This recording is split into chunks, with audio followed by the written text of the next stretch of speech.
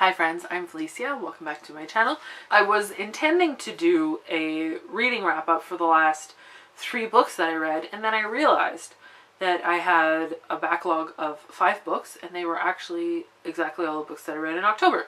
So this is an October wrap up. So we're just gonna get into it. I'm gonna have some more beverage. Pepsi is my vice, you guys. Some people smoke, I drink Pepsi, so whatever. So the first book that I want to talk about is The Girl with All the Gifts by M.R. Carey, and I listened to this on audio, and I was never intending to read this book. I knew that it had to do with zombies, and that's just not my thing, and so I was like, no, I'm never going to read it. But then recently I started hearing quite a few people talking about it and saying really good things about it. And then my brother-in-law hyped it up to me, and then I was more interested because he has good taste in books, and so not that we necessarily read the same things, but he reads good books, I guess. Yeah, so then I was like, okay, well maybe. And then I saw that it was available on Overdrive, and I was like, oh, okay, I'll try it out. So I did. And in a way I enjoyed it, and in a way I didn't. It's not an enjoyable story, but I don't regret reading it. Basically what the premise of the story, and I hope this is not going to be spoilery, but the premise of the story is that there has been a zombie kind of infestation, except in this book they call them hungries, because apparently you cannot actually call a serious zombie book, you can't call them zombies, even though that's what we would call them if that was in our future, you know, but whatever. So it's set in the future where this virus has taken over, like that virus, it's like a fungus that takes over ants and then they become zombies. Like this actually happened, so it was like that on humans. There's these group of kids that are kept on an army base, and so our main character Melanie is one of the kids in this school on the army compound. And I'm not good at explaining plots without being spoilery. I'm sorry guys, I don't want to be spoilery. Sorry if I accidentally am spoilery. The kids in the school are very unique. I'll just put it that way. I'm just gonna leave it at that. The writing was really good, and I found that the plot, although there were times when I was a little bit bored, it was still mostly engaging, and where it went was very interesting. And especially the ending. I don't know how I feel about the ending. If you've read it, let me know what you feel about that ending. When I got to the end, I was like, I don't know if I'm okay with this. The tone of the rest of the book, it totally made sense for the book to end up there. It's really fascinating psychologically. Like, it was really interesting, and I thought that the author did some really interesting things with like setting up kind of the world and people's responses and stuff to the situation. And the story is set 20 years, so like a generation after this zombie thing has taken over. And so there are people that were never alive before this was a thing, and so I always find that really interesting to focus on it like a generation later, kind of like Station 11, that there are people in that book that never knew the world like it is now until they were born after, or like very young when the thing happened in Station 11. And so yeah, I always find that really interesting to focus on it like a generation after the event, and to see how life is after that. And so I thought that part was really good about the book. It is kind of gory, and it's kind of descriptive in parts, and so I was not into that. But if that doesn't bother you, then I would recommend this book to you. And even if it does, like, I'm usually bothered by stuff like that, but I don't know, when I'm reading a book, I can kind of make it less, like, I don't picture it as graphic as they're describing it. Maybe like I watched the trailer for the movie after I finished reading the book, and I was like, there is no way I can watch this movie. I will not watch this movie. And so because even the trailer was just too much for me, but in the book, listening to it, I didn't necessarily picture it that bad. So yeah, it was a good book, and I don't regret listening to it or reading it. But yeah, recommend it if you're into zombies. Like, for sure read it then. And maybe even if you're just interested in like interesting hypothetical futures. I'll put it that way. Then the next book that I read was Stardust by Neil Gaiman, and I also listened to that on audio. And because Neil Gaiman narrates, I think he narrates all the audiobooks for his own books, and so I always enjoy that when the author narrates it, because then you kind of hear exactly the inflections and stuff that they were going for, because they know.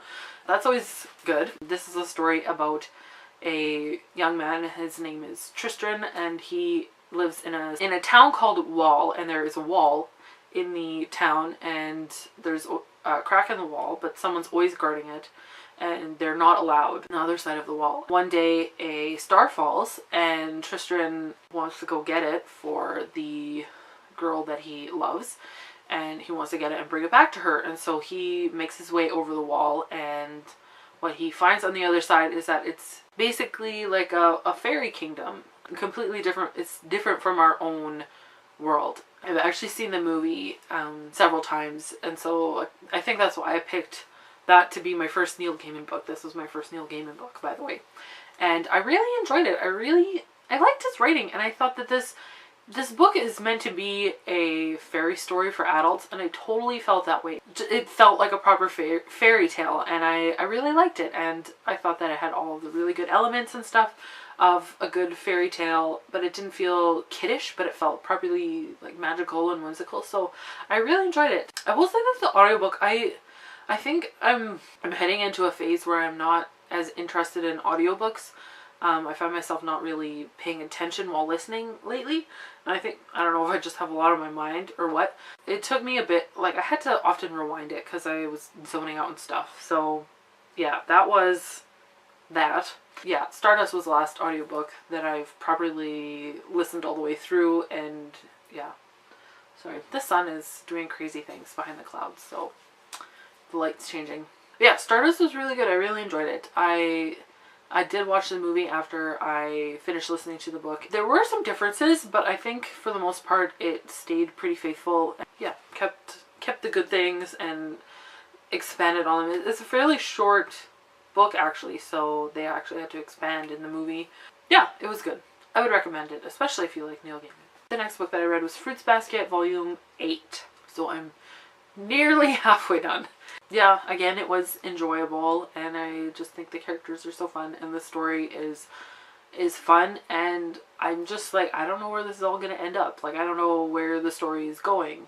There's definitely you're getting more character growth and progression as the series is going on. Oh my gosh, I can't speak right now. I'm still enjoying myself, still plugging away. I never have a lot to say about these because they're just all kind of the same and they're all good. Then the next book that I read was Uprooted by Naomi Novik, and I had to return that to the library already, but I did read that as a physical copy. I really liked it. Apparently I've been like on this big fantasy kick because I've been reading a lot of fantasy lately, and I really enjoyed Uprooted. I will say that there was some sexy times in there, which surprised me because I had not heard that from anybody. So if you decide to read it, there are some sexy times. This isn't a young adult. I would say it's firmly new adult, if not adult. But not that the whole book is sketchy. It's just like there's a couple of sexy times in there. So just a heads up for anyone that cares. Because I'm someone that I like to at least be prepared going into a book knowing that, because my own beliefs, I don't want to have too much of that in the content that I read. So I just like to be aware. Anyways, I don't know if that makes sense, but yeah. Aside from that, the book was really good. It was really interesting, the world that Naomi Novik built, and the characters were really good. They're really enjoyable. I really liked Agnieszka, and the dragon. I thought that their relationship was funny, and I really liked them together. And the villain in the story is the physical surroundings. They live kind of in the middle of this wood, and the wood is kind of sentient, I guess, and it is evil. So that's kind of the villain of this book, is actually like the nature around them, and so that part was really interesting. I thought that, yeah, it was just unique, and it was good, and I enjoyed it. And if you like fantasy, I mean, I know some people don't like it, they're underwhelmed by it, but like, I don't read tons of fantasy, like high fantasy or whatever. Like, this is firmly the kind of fantasy that I like. It felt very magical. It had like that touch of, this is not our world, not the world that we live in. Yeah, I enjoyed it a lot. Uprooted was good. I liked it. Then the last book that I read was Jacobi by William Ritter, and I buddy read this with Amy from Amy C Books. And we actually buddy read this for the Book Buddy-a-thon, and this was the only book that I actually got read that week, and that's totally fun. So this is the story that everyone says is Sherlock and Doctor Who smushed together, and I totally see that 100%. The point of view in this book is not Jacobi. It's told from his assistant Abigail. That was kind of surprising. I thought it would be from Jacobi's point of view, but it's not. We're seeing him through Abigail's eyes. But anyways, yeah, so Jacobi is a detective, and he investigates kind of supernatural activities, I guess. But there's nothing there in this book, at least there was nothing very dark. I don't really like paranormal supernatural things, but this was more, it didn't feel dark at all. Like, it was fine. So like, he talks about like there's ghosts, but it's like a person that's just like a ghost, you know. It's not like a scary ghost, it's just a person that's a ghost. I don't know if that makes sense. It talks about like trolls and fairies and banshees and whatever else. I don't know. Yeah, so it's kind of like that, like just kind of all of these things kind of smushed together. It was a very fun book. I definitely liked the just kind of the story and the feel of it, but this wasn't my favorite book either, because I found myself very annoyed at times with Jacobi. One of the things that they do in this book that I've realized I really hate is when the characters, when there's a character that withholds information just simply because otherwise you as the reader would figure things out. And I don't know, is this lazy writing? Is this, I don't know what this is.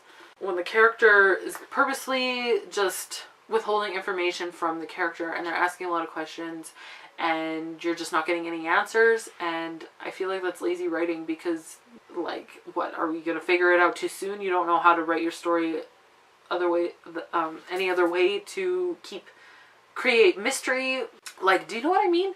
I feel like the Maze Runner series did this, and that's why I hated that series, because the main character had questions and they never got answered, and they didn't get answered just because, I don't know, the author didn't know how to write the story otherwise. So I just realized that I really hate that as a plot device, like not giving information just so that the story seems more mysterious or you don't figure out the ending too soon. Yeah, so that really annoyed me. People are asking you a question. Like, you can't walk and talk at the same time. They're like, no, I can't answer this question. We have to run somewhere. Like, yeah, you have time. You can explain while you walk. Yeah, I just find that really annoying. That was prevalent in this book, and so I found that really annoying. Another thing that annoyed me, and I know that everyone says this book is like Doctor Who and Sherlock, and I felt like it was too much that way. Like, I felt like there were some things that it was literally like, this is just a rip-off of Doctor Who. Like, the physical description, I'm like, you're describing David Tennant and Matt Smith smooshed together, and then also you're wearing like the Fourth Doctor's crazy scarf. Like, okay. And then there's like other references in here. It's like, you just ripped that off from Doctor Who. But that's just me. And I don't know why that annoyed me. I don't know. It just annoyed me. I was like, come on. You're just ripping it off now. Like, maybe this is fan fiction. I don't know. But yeah, I did like this book. I thought it was fun. And I would read the other books in the series because they're very fast reads. At least this one, I read it really fast, and it was just fun, and the plot kept moving, and it was interesting. So yeah, it was just like those few things that annoyed me. That's like one of my biggest pet peeves. It's just like when like the miscommunication trope. Oh, I hate that. Like, characters talk to each other. Oh. So those are the books that I read in October. So that's all that I have for today. If you've read these books and you have thoughts on them, let me know. And like, if I was confusing or unclear about anything that I said, I'm sorry. I'm just not a very good explainer person. So it's like, I don't know why I have a YouTube channel. I'm not good at explaining things. But I don't know. It's fun. Thanks for watching, guys. Thanks for watching my nonsense. And until next time, so long, and thanks for all the fish. Bye.